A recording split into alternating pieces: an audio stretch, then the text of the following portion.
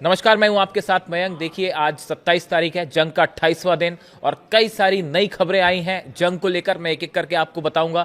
देखिए, Donald Trump ने कहा है कि हम 10 दिन कोई हमला नहीं करेंगे। शायद वो 10 दिन और तैयारी करना चाहते हैं। इसके अलावा खबरें आई हैं कि हिजबुल्ला ने जो है जबरदस्त मिसाइल अटैक्स किए हैं इसराइल के ऊपर, और अब हिजबुल्ला भी जो है वो बैलिस्टिक मिसाइल्स फायर कर रहा है, जिससे खासा नुकसान हो रहा है इसराइल को। जो ईरान मिसाइल्स फायर कर रहा है वो तो कर ही रहा है।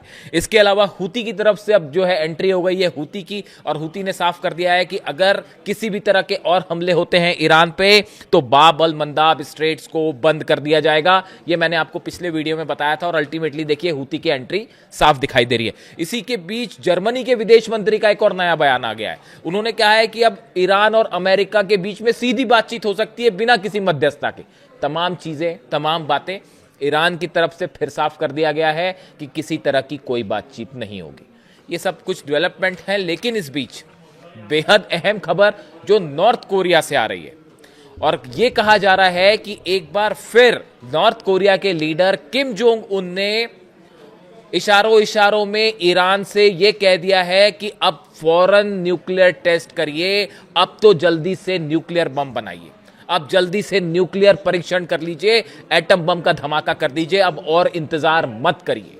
यह संदेश आया है किम जोंग उन का ईरान के लिए।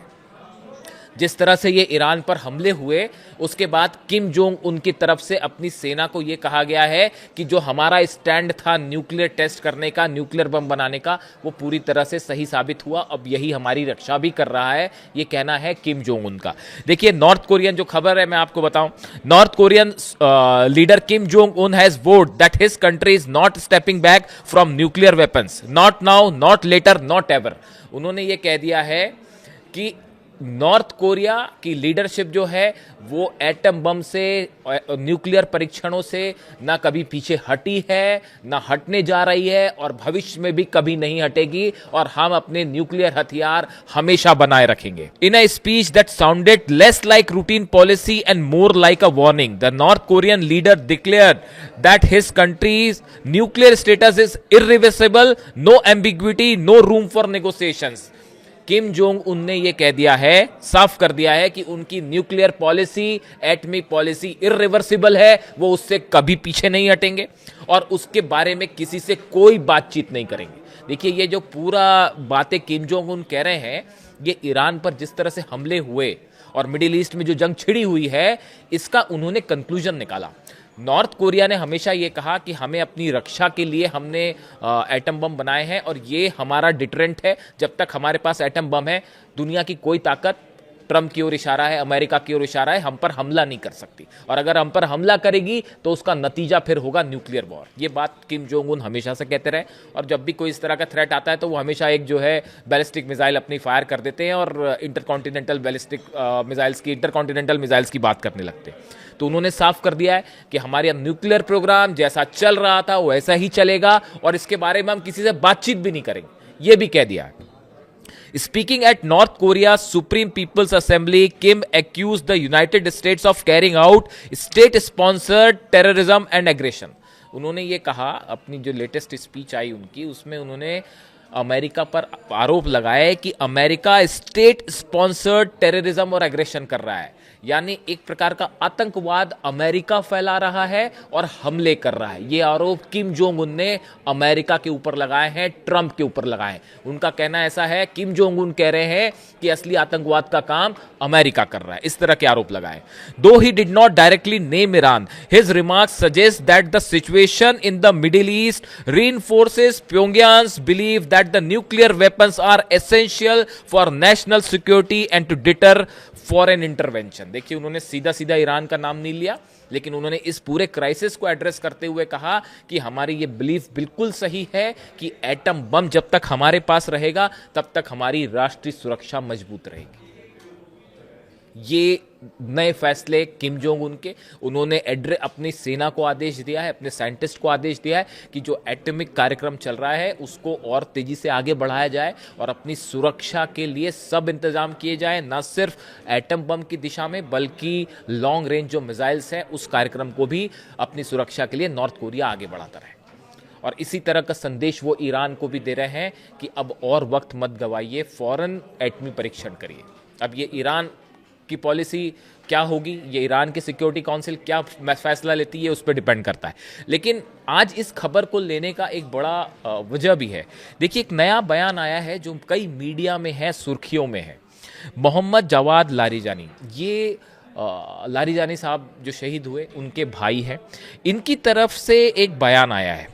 उनकी तरफ से ये कहा गया है कि ईरान को अब एनपीटी यानी नॉन प्रोलिफरेशन ट्रीटी से खुद को अलग कर लेना चाहिए।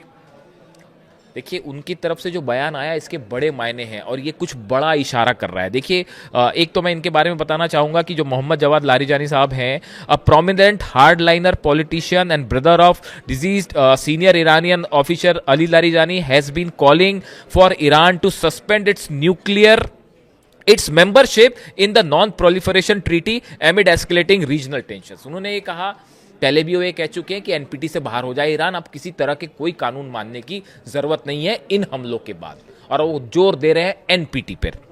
Mohammad Jawad Larijani has urged the suspension of Iran's membership in the NPT, suggesting that a committee should assess whether the treaty is useful to Iran at all.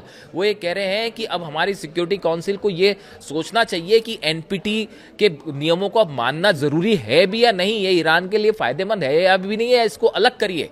यानी NPT से अलग होने का मतलब यह है कि ईरान अब स्वतंत्र होगा एटमी कार्यक्रम को आगे बढ़ाने के लिए। अब ईरान पर किसी तरह की कोई रोक टोक नहीं होगी।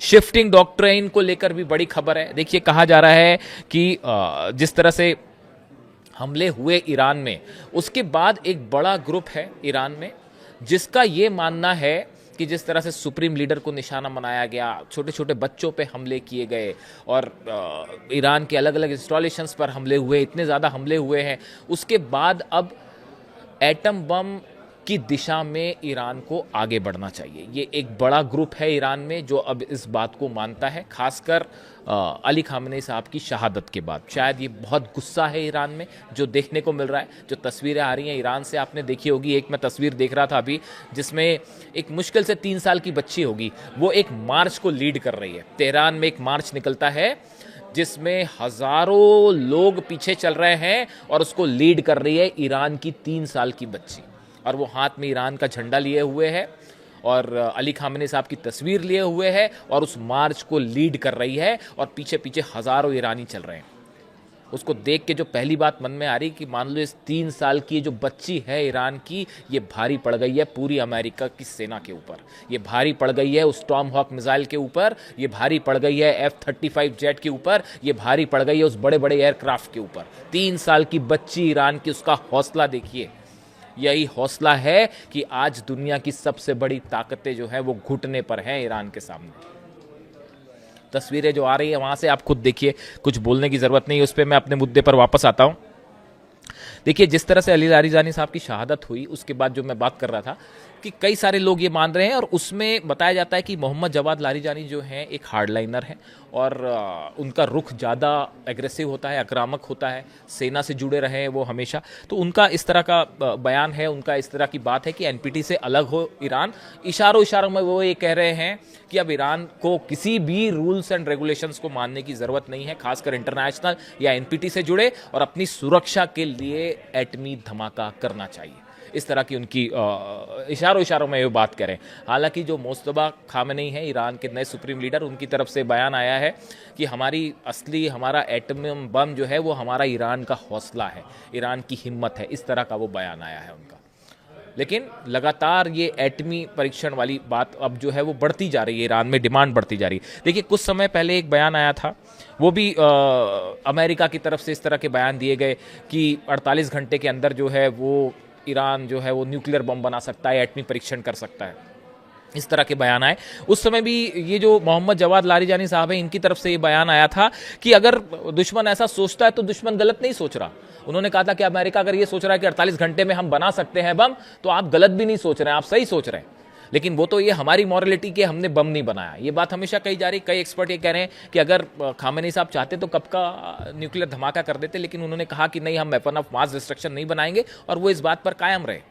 लेकिन अब नई परिस्थिति है, उनके ऊपर हमले हुए। ईरान में देखिए जो जिस तरह के हमले हुए, अटैक्स हुए हैं, छोटे छोटे बच्चे शहीद हुए हैं, अब उसको लेकर क्या कहा जाए। तो उसके बाद एक बड़ा आक्रोश है लोगों में, और वो कई लोगों का ये मानना है कि अब वक्त आ गया है कि अब रुकना नहीं है, अब तो टेस्ट हो ही जाना चाहिए। और किम जोंग उन भी इसी तरह की बात कर रहे हैं, इशारों इशारों में वो कह रहे हैं कि अब हम तो किसी से बात नहीं करेंगे, हमारा प्रोग्राम जैसा चल रहा है उसी स्पीड से, बल्कि उन्होंने आदेश दे दिया किम जोंग उन ने कि और तेजी से न्यूक्लियर प्रोग्राम को आगे बढ़ा, यानी कोई हमला करने की सोचे भी ना। तो अब सवाल ये है कि क्या ईरान की न्यूक्लियर डॉक्ट्राइन में, देखिए ये अभी तो जंग के हालात हैं, डोनाल्ड ट्रंप भले कहते रहें, कुछ भी कहते रहें, 10 दिन बाद रोक दिया है, हमला करें ना करें, वो लगातार हमले जारी हैं। अभी जब मैं आपसे बात कर रहा हूँ, अभी थोड़ी देर पहले तेहरान पर हमले हुए, मिसाइल्स गिरी है थोड़ी देर पहले ही।